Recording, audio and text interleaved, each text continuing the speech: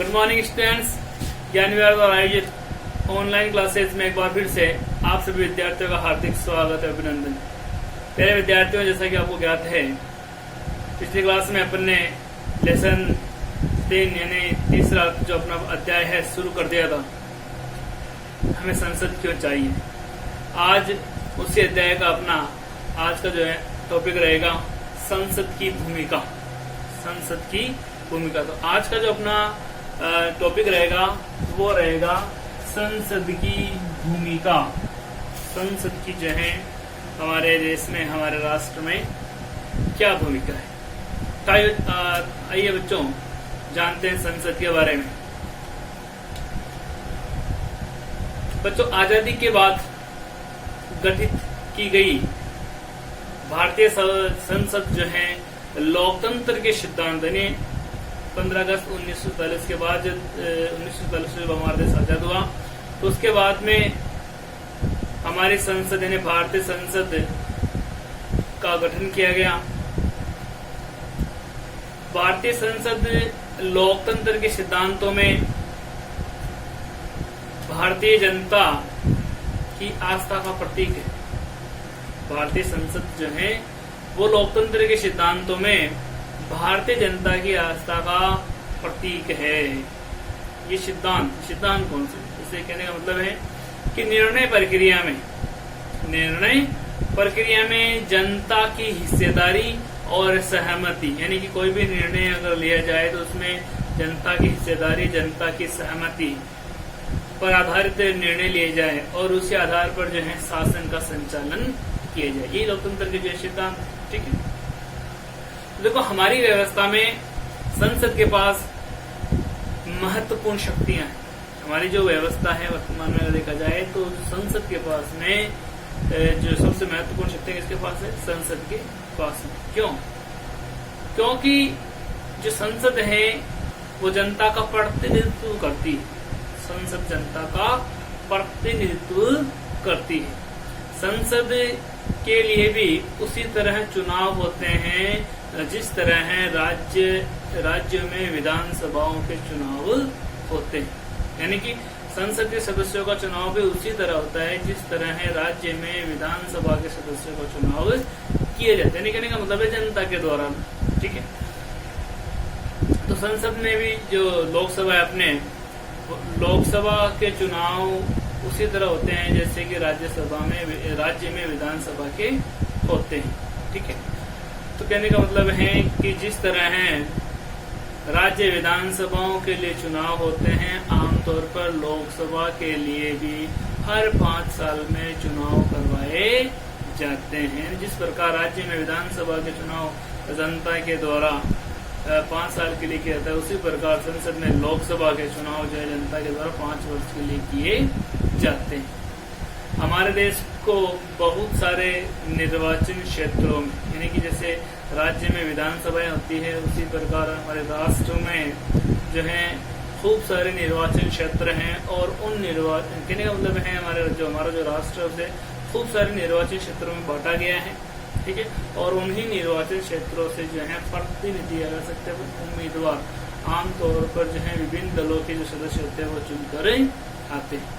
तो प्रत्येक निर्वाचन क्षेत्र से एक व्यक्ति को संसद में भेजा जाता है, यानी कि चुनाव उसका जो है निर्वाचन करके उसको संसद में भेजा जाता है। चुनाव लड़ने वाले उम्मीदवार आमतौर पर जो है विभिन्न राजनीतिक दलों के सदस्य होते हैं, ठीक है। आमतौर पर जो है विभिन्न राजनीतिक दलों के सदस्य होते हैं और चुने जाने के बाद ये उम्मीदवार जो है संसद सदस्य, यानी कि जब इन सदस्यों का चुनाव कर लिया जाता है, जब इन उम्मीदवारों का चुनाव कर लिया जाता है, तो यही जो उम्मीदवार हैं क्या कहलाते हैं? संसद सदस्य या सांसद या MP यानी मेंबर ऑफ पार्लियामेंट, इन नामों से जो इन्हें जाना जाता है, ठीक है। ध्यान रखना, चुनने के बाद यानी इन उम्मीदवारों इन प्रतिनिधियों का जब इन उम्मीदवारों का जब चुनाव हो जाता है तो उसके बाद में ये क्या कहलाते हैं? संसद सदस्य, सांसद या MP कहलाते हैं, ठीक है। इन सांसदों को मिलाकर संसद बनती है, यानी इन्हीं सांसदों को मिलाकर जो है संसद बनती है। ठीक है। और चुनाव हो जाने के बाद संसद के द्वारा कई सारे कार्य किए जाते हैं। तो पहले बच्चे ध्यान रखना, जो संसद होती है उसके दो सदन होते हैं, लोकसभा और राज्यसभा, ठीक है। लोकसभा और राज्यसभा के जो प्रतिनिधि होते हैं, जैसे बात करते हैं लोकसभा, तो लोकसभा के जो सदस्य होते हैं उनका चुनाव जनता के द्वारा किया जाता है प्रत्यक्ष रूप से, और जो राज्यसभा होती है उसके सदस्यों का चुनाव है वो अप्रत्यक्ष रूप से होता है, ठीक है। तो जो सदस्य होते हैं, चाहे लोकसभा के चाहे राज्यसभा के, जो है सभी विभिन्न निर्वाचन क्षेत्रों के सदस्य होते हैं, और यही चुनकर जो है संसद में जाते हैं और वहां पर रहकर विभिन्न कार्य करते हैं। तो संसद के चुनाव हो जाने के बाद संसद के द्वारा निम्नलिखित अपन कह सकते हैं कि प्रमुख निम्नलिखित यानी प्रमुख कुछ कार्य किए जाते हैं, कुछ काम किए जाते हैं, जिनमें से सबसे पहले अपन बात करते हैं राष्ट्रीय सरकार का चुनाव करना। राष्ट्रीय सरकार का यानी संसद के द्वारा किए जाने वाले प्रमुख कार्यों में अगर देखा जाए तो पहला है राष्ट्रीय सरकार का चुनाव करना। इसका मतलब है भारतीय संसद में राष्ट्रपति यानी कि भारतीय संसद में अगर देखा जाए तो भारतीय संसद के दो सदन होते हैं। कितने सदन होते हैं? दो सदन। और अंग कितने होते हैं? 3। यानी कि संसद के अगर सदन देखे जाए तो लोकसभा और राज्यसभा, ठीक है। और अंग देखे जाए तो 3, लोकसभा, राज्यसभा और राष्ट्रपति। राष्ट्रपति भी जो है संसद का ही एक अभिन्न अंग होता है। भारतीय संसद में राष्ट्रपति और 2 सदन, राष्ट्रपति और 2 सदन होते हैं, जिनमें एक का नाम है राज्यसभा और दूसरा है लोकसभा, ठीक है। बात करते हैं सब पहले लोकसभा की, यानी कि हमारी संसद में जो 2 सदन होते हैं, राज्यसभा और लोकसभा, तो अपन उनमें से पहले बात करते हैं लोकसभा। किसकी बात करते हैं? लोकसभा। देखो बच्चों, लोकसभा के चुनाव के बाद यानी जब लोकसभा के सदस्य उम्मीदवार का जब चुनाव हो जाता है तो चुनाव के बाद सांसदों को यानी कि जब सदस्य चुन लिए जाते हैं, जिन उम्मीदवारों का चुनाव हो जाता है, जनता जिनको चुन लेती है, उन उम्मीदवारों को अपन या तो सांसद कहते हैं या संसद सदस्य कहते हैं या एमपी कहते हैं। तो लोकसभा चुनाव के बाद सांसदों की एक सूची बनाई जाती है, सांसदों की एक सूची बनाई जाती है। इससे पता चलता है कि किस राजनीतिक दल के कितने सांसद हैं। कहने का मेरा मतलब है कि जब लोकसभा के इलेक्शन होते हैं, चुनाव होते हैं, तो उसमें विभिन्न राजनीतिक दलों के जो सदस्य होते हैं भाग लेते हैं, ठीक है। और विभिन्न राजनीतिक दल के जो सदस्य होते हैं उनमें से जो है चुनकर व्यक्ति कह सकते हैं उम्मीदवार लोकसभा में जाता है। तो जब लोकसभा के चुनाव संपन्न हो जाते हैं तो उन चुनाव संपन्न होने के बाद सांसदों की एक सूची बनाई जाती है, ताकि ये ज्ञात हो जाए कि किस राजनीतिक दल से कितने सदस्यों का चुनाव हुआ है। तो सूची बनाई जाती है, सूची से ये पता चलता है कि किस राजनीतिक दल के कितने सांसद हैं। यानी कि चुनाव में तो विभिन्न सारे दल भाग लेते हैं। अब चुनाव के बाद में जब चुनाव हो जाता है उसके बाद में सूची बनाई जाती है कि किस दल के कितने सदस्य चुनकर आए। यदि कोई राजनीतिक दल सरकार बनाना चाहती है, यानी कि अगर कोई राजनीतिक दल सरकार बनाना चाहते हैं तो उसे क्या करना होगा? जो निर्वाचित सांसद हैं, निर्वाचित सांसद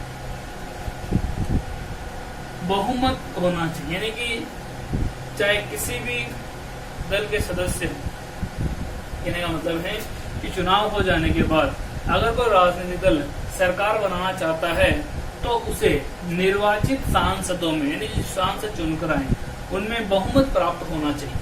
कहने का मतलब है कि सर्वाधिक जिस दल के सदस्य चुनकर आएंगे, सर्वाधिक अपन कह सकते हैं एक प्रकार से बहुमत, उनका बहुमत होना चाहिए, है ना। अगर देखेंगे वो बहुमत होना, सर्वाधिक जो है उनमें जो है चुने हुए सांसद होने चाहिए, तब जाकर वो सरकार बना सकते हैं। तो निर्वाचित सांसदों में बहुमत प्राप्त, एक शब्द है यहाँ बहुमत प्राप्त होना चाहिए। चूंकि लोकसभा में 543 सदस्य होते हैं, कितने सदस्य होते हैं? 543। जैसे कि एक शब्द है कि जो है बहुमत प्राप्त होना चाहिए, इसका मतलब ये है कि जो टोटल सीटें हैं उनमें सर्वाधिक सीटें आना चाहिए, यानी कि 50% से ज्यादा अगर वोट मिले हैं किसी एक राजनीतिक दल को तो फिर वो जो सरकार बना सकता है। क्योंकि लोकसभा में अपने कितने सदस्य हैं? 543। कितने? 543। ये निर्वाचित सदस्य 543 जो है वो निर्वाचित सदस्य हैं। और 2 सदस्य जो है राष्ट्रपति के द्वारा मनोनीत किए जाते हैं। ठीक है, ध्यान रखना। लोकसभा में 543 जो सीटें हैं वो तो है निर्वाचित, ठीक है, और जो 2 सदस्य होते हैं वो होते हैं मनोनीत। ठीक है, इसीलिए बहुमत हासिल करने के लिए लोकसभा में किसी भी दल के पास कम से कम 272 सदस्य होने चाहिए। अगर कोई राजनीतिक दल सरकार बनाना चाहता है तो उसे कम से कम कितने सदस्यों की आवश्यकता होगी? 272। यानी कि लोकसभा में अगर देखा जाए तो 543 तो जो है निर्वाचित सदस्य हैं और 2 सदस्यों का राष्ट्रपति द्वारा मनोनीत किए जाते हैं। ठीक है, तो टोटल मिलाकर अगर 545 में अगर देखा जाए तो जो निर्वाचित सदस्य हैं, जो टोटल सदस्य उनमें से बहुमत की अगर बात करें तो अगर किसी राजनीतिक दल के पास लगभग 272 सीटें हैं, 272 जो हैं सांसद हैं, तो वही राजनीतिक दल बहुमत में होगा और वही क्या करेगा? सरकार बनाएगा। ठीक है, तो इस बहुमत हासिल करने के लिए लोकसभा में किसी भी दल के पास, चाहे वो कोई सा भी दल हो, कम से कम कितनी सीटें होनी चाहिए? 272 सदस्य होने चाहिए। 272 सदस्य होंगे तभी वो क्या करेंगे? सरकार बना सकेंगे। होने चाहिए। संसद में बहुमत प्राप्त करने वाले दल, संसद में बहुमत प्राप्त करने वाले दल या गठबंधन का विरोध करने वाले, यानी कि अगर सरकार एक दल की द्वारा सरकार बनाई जाती है तो जो हारे हुए सदस्य होते हैं, या अपन कह सकते हैं कि जो अपोजिट होते हैं, जो विरोधी दल के सदस्य होते हैं, यानी कि संसद में बहुमत प्राप्त करने वाले दल या गठबंधन का विरोध करने वाले जो लोग होते हैं, सभी राजनीतिक दल, यानी कहने का मतलब है कि टोटल सीटें 543 पर चुनाव हुए, 543 में से 272 एक राजनीतिक दल को मिले, लेकिन जो शेष जो सीटें बची, जिन जो सदस्य वहां पर चुन कर आए, अब वो क्या रहेंगे? वो अपोजिट रहेंगे, यानी कि वो विरोध में रहेंगे। ठीक है, तो ये जो राजनीतिक दल के जो सदस्य हैं वो विपक्ष दल कहलाते हैं। क्या कहलाते हैं? विपक्षी दल। ठीक है, आज की वीडियो में इतना ही। आगे अपन जो है संसद के कार्य में आगे बात करेंगे। इससे के पहले राज्यसभा के बारे में देखेंगे। ठीक है, घर पर रहें, सुरक्षित रहें।